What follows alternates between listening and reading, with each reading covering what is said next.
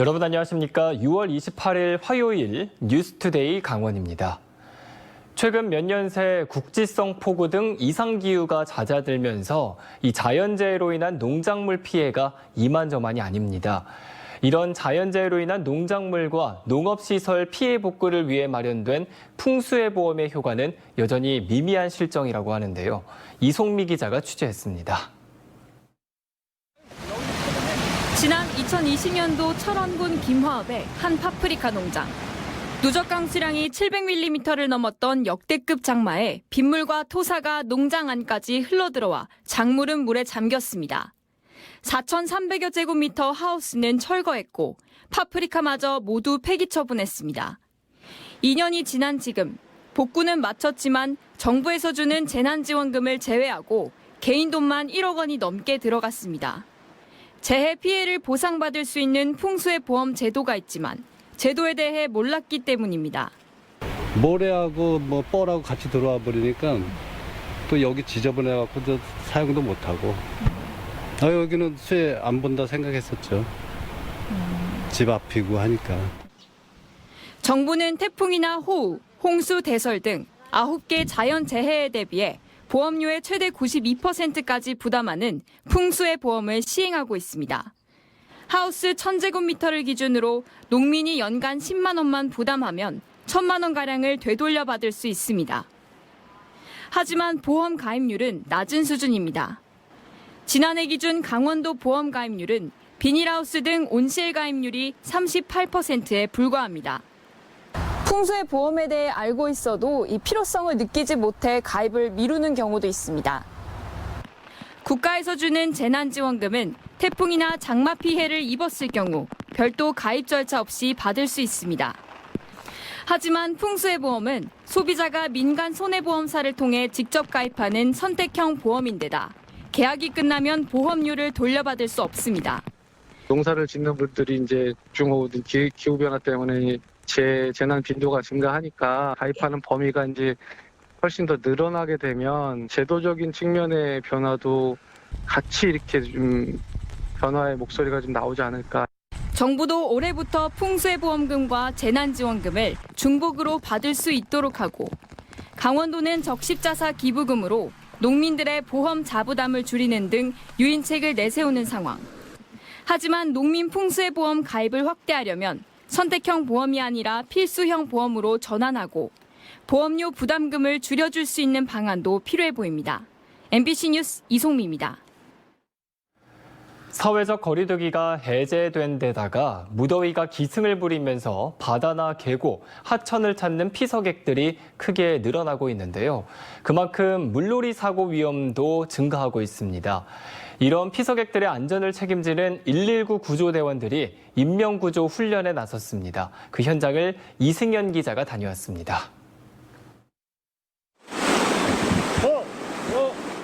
119 구조대원들이 갑자기 불어난 계곡물에 고립된 피서객 구조에 나섰습니다. 계곡 건너편에서 길을 잃은 사람이 긴급 구조를 기다리는 상황. 소방대원이 주변 지형지물을 살피기 위해 드론을 띄웁니다. 이어 드론에 얇은 주황색 줄을 달아 계곡 건너편으로 전달하고 뒤이어 따라 나온 빨간색 인명구조용 밧줄을 단단히 고정합니다.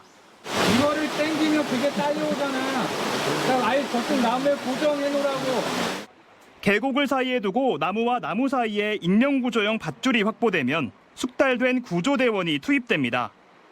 안전을 확인한 구조대원이 헬멧과 구명조끼를 착용한 구조 대상자를 밧줄에 연결하자 건너편에서 대기하던 대원들이 조심스럽게 밧줄을 끌어당깁니다. 다리 조심. 드론과 같은 새로운 장비가 도입되면서 구조 환경은 날로 좋아지고 있지만 여전히 가장 중요한 건 고도로 훈련받은 구조대원의 힘과 기술입니다. 건너갈 때 오로지 제 힘으로만 건너가기 때문에 그 부분이 좀 힘들었던 것 같습니다. 최근 3년 동안 강원도에서는 700여 건의 순환사고가 발생해 60명이 숨지고 375명이 다쳤습니다. 특히 올해는 사회적 거리두기가 해제된 데다가 무더위가 일찍 찾아오면서 순환사고의 위험도 높아진 상황입니다. 하천이 얕다고 생각하고 무리하게 건너시다가 사고를 발생하는 경우가 많습니다. 계속 거기서 구조를 기다리는 게 좋을 것 같습니다. 또 구명조끼 등 안전장비를 반드시 착용하고 비가 온 뒤에는 상류의 물이 갑작스럽게 밀려올 수 있는 만큼 각별히 유의할 것을 당부했습니다.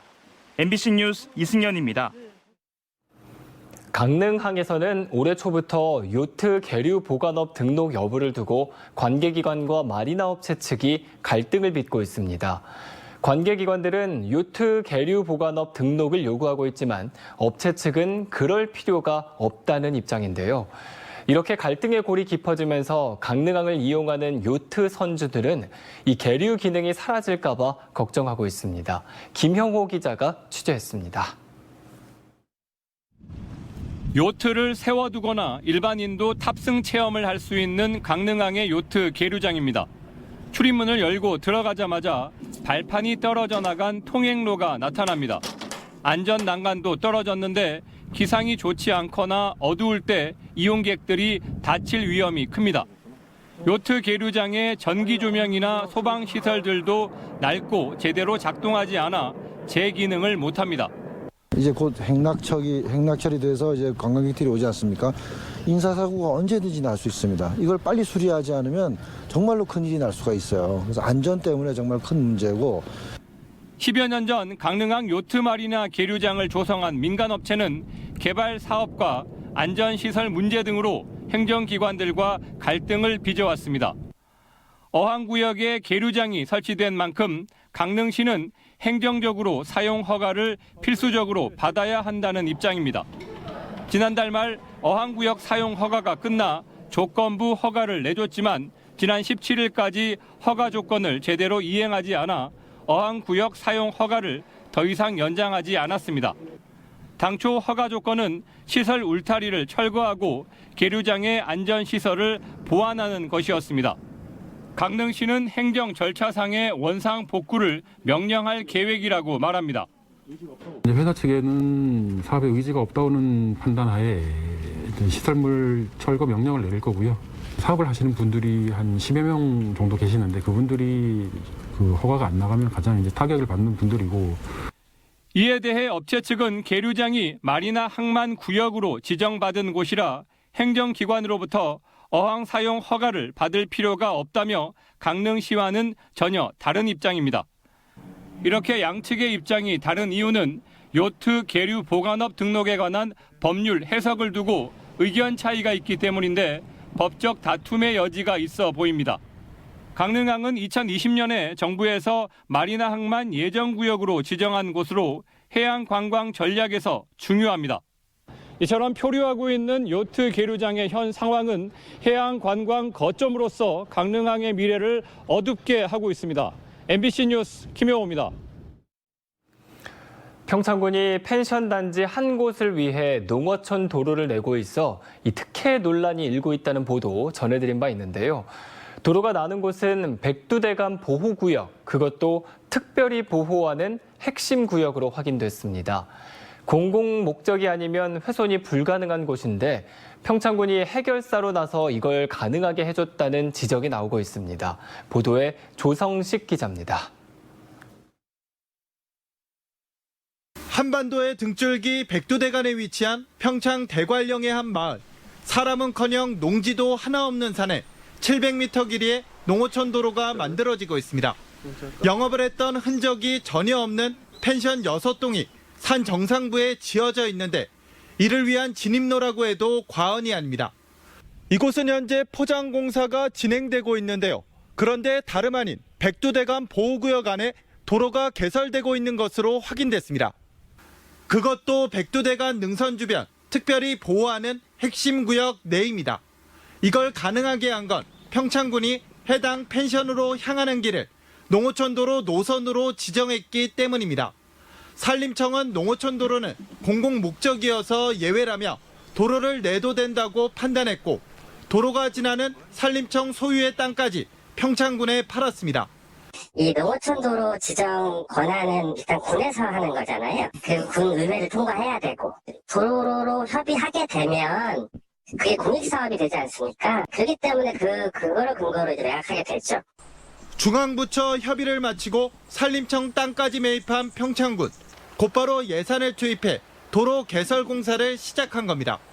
하지만 이 일대엔 농지도 없고 거주하는 주민도 없습니다. 농산물 반출이나 주민 이동권 확보 같은 농어촌도로 본연의 기능이 필요 없는 상황. 평창군이 행정력과 예산을 들여 백두대간에 도로를 내 펜션과 그 일대 땅값만 올려주는 꼴입니다. 산림청 땅이 들어가 있기 때문에 그 산림청에서는 개인한테는 이 포장을 못하게끔 아마 그렇게 규정이 돼 있나 봐요. 그래도 아마 2004년도에 아마 농어촌 도로로 지정고시가 됐던 부분인 것 같고요. 특혜 의혹에 이어 백두대간 보호구역 훼손 논란까지 더해지면서 평창 군수직 인수위원회는 해당 공사에 대한 감사를 당선인에게 요청한다는 계획입니다. MBC 뉴스 조성식입니다. 2기 진실 화해를 위한 과거사 정리위원회가 창성호 납북 귀환 어부 사건을 조사합니다.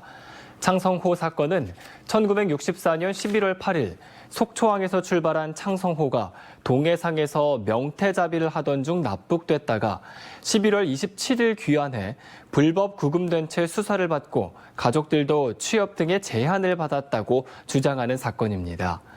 진화위는 창성호 관련 공문 자료 등을 통해 불법 구금 가능성이 있음을 파악하고 수사 중 가혹행위나 인권 침해에 대한 조사가 필요하다고 판단했다고 밝혔습니다. 최근 한 달 사이 과수 화상병이 홍천군까지 확산됐습니다. 지난 24일 홍천의 사과 과수원 0.3헥타르에서 이 과수 화상병이 발생했습니다. 이에 따라 오는 7월 3일까지 해당 과수를 매몰 처리하고 발생지 주변 2km에 걸쳐 정밀 예찰을 실시할 예정입니다. 강원도에서는 지난달 25일 평창군을 시작으로 지난 31일 원주시에 이어 이달 들어 홍천군 등 3개 시군 4개 농가 1.8헥타르에서 이 과수 화상병이 발생했습니다. 강원도 농업기술원은 사과나 배나무 잎과 줄기가 불에 탄 것처럼 붉은 갈색이나 검은색으로 말라 있으면 즉시 신고해 줄 것을 당부했습니다.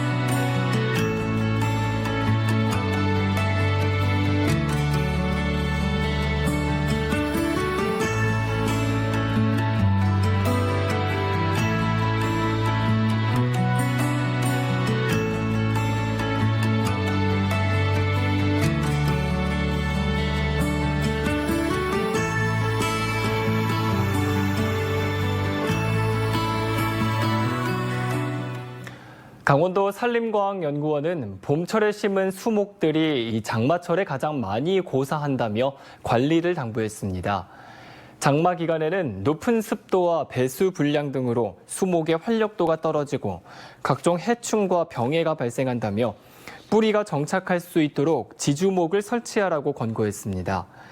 또 습도가 높아 발생할 수 있는 수목병을 예방하기 위해 살균제를 2, 3회 처리하고 장마 전에 가지치기를 시행했다면 상처 부위를 소독하라고 당부했습니다. 올해 2분기 강원도의 경기 지수는 1분기 수준을 유지한 것으로 조사됐습니다. 한국은행 강원부문은 2분기 강원도 소비자 물가는 6.3% 상승한 가운데 주택 매매 전세 가격은 이전 분기에 비해 각각 월 평균 2.1%, 0.15%가 올랐습니다.